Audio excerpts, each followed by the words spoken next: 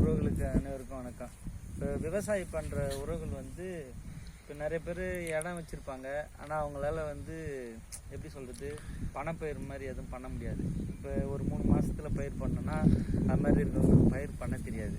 பயிர் பண்ண தெரியும்னா அவங்களுடைய சூழ்நிலை வேறு மாதிரி இருக்கும். இப்போ அவங்க வந்து சென்னையில் இருப்பாங்க, நிலம் வந்து வேறு இடத்துல இருக்கும். இப்போ அது மாதிரி ஆட்கள்லாம் என்ன பண்ணணும்னா, எங்களால் முடிஞ்ச சில விஷயங்களை சொல்கிறேன், அதை பயன்படுத்தினா அவங்களுக்கு எதிர்காலத்தில் ஒரு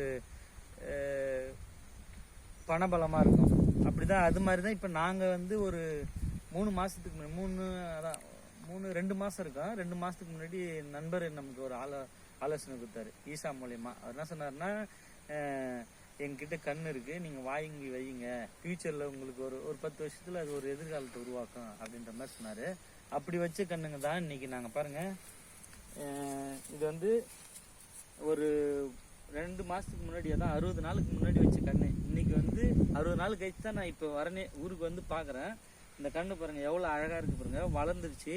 அதே மாதிரி சுற்றி பயிர் வைக்கல, இந்த வரப்பில் மட்டும்தான் டோட்டலாக வரட்டு. இது வந்து ஈட்டின்னு சொல்லுவாங்க, ஈட்டி இந்த மரத்தினுடைய இது வந்து இன்னும் ஒரு 10 வருஷம் கழிச்சு பார்த்தீங்கன்னா இந்த மரம் வந்து நல்லா வளர்ந்துதுன்னா ஒரு 10 வருஷம் கழிச்சு ஒரு லட்சக்கணக்கான வருமானத்தை தரும்.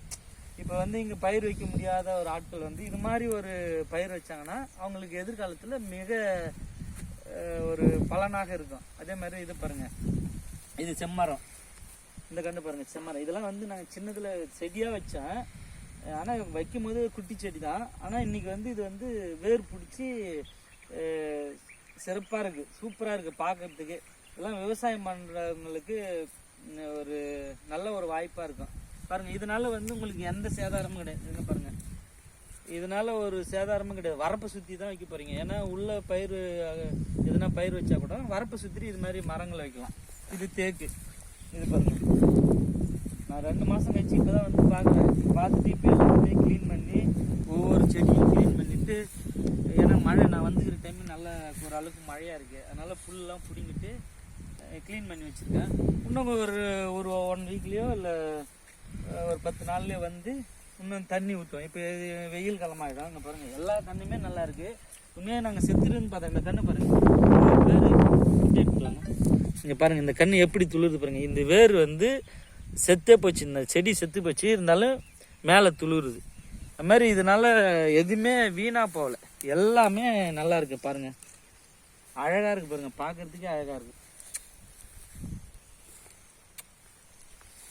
மாதிரி எல்லாரும் பயிர் வைக்கலாம். இது எதிர்காலத்தில் ஒரு நல்ல, இது வந்து பெரிய பராமரிப்பு செலவே கிடையாது. இது ஒரு மாதத்தில் ஒரு முறை இல்லை ஒரு 4 மாதத்துக்கு ஒரு முறை 3 மாதத்துக்கு ஒரு முறை வந்து பார்த்தாலுமே போதும். பெருசாக வந்து இதை பார்த்துக்கிட்டே இருக்கணுன்றதுலாம் கிடையாது. ஆனால் இப்போ அதனுடைய வேல்யூ தெரியாது. கண்டிப்பாக 10 வருஷம் 15 வருஷம் வச்சிங்கன்னா அது பெரிய ஒரு வருமானத்தை தரும். உறவுகள் வந்து இந்த வீடியோ பார்த்துட்டு இது மாதிரி பயிர் வைக்கிறதுக்கான வழிவகை செய்யுங்க. நன்றி.